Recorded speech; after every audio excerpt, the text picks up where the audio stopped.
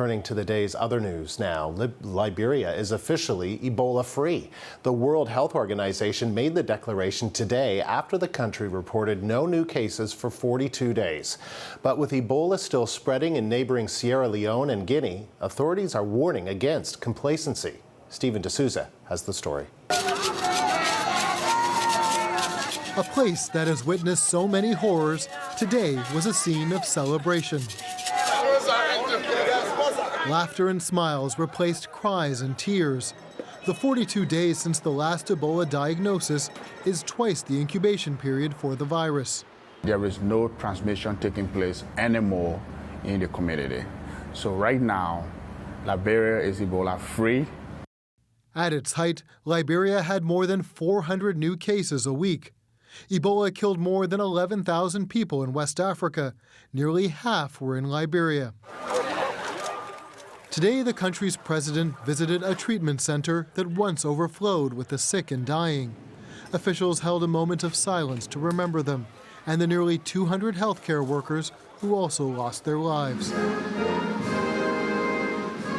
While some clinics like this one set up by the U.S. are shutting down, health officials warn the country must keep its guard up.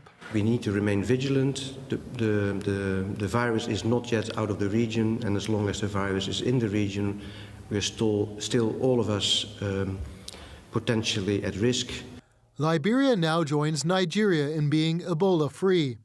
Neighboring Guinea and Sierra Leone each had 9 new cases last week. Still, that news is encouraging. It's the lowest weekly totals this year. But the virus is not only deadly, it's resilient and unpredictable.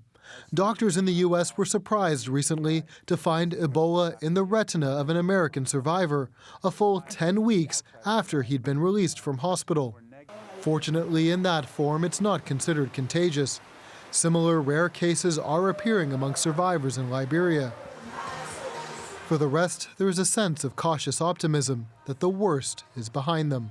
I'm happy that once more Liberians can be able to shake hands. You know, it is our culture. We like to hug people. Even so, authorities have pledged heightened surveillance for the next year, knowing full well what could happen if Ebola returns. Stephen D'Souza, CBC News, New York.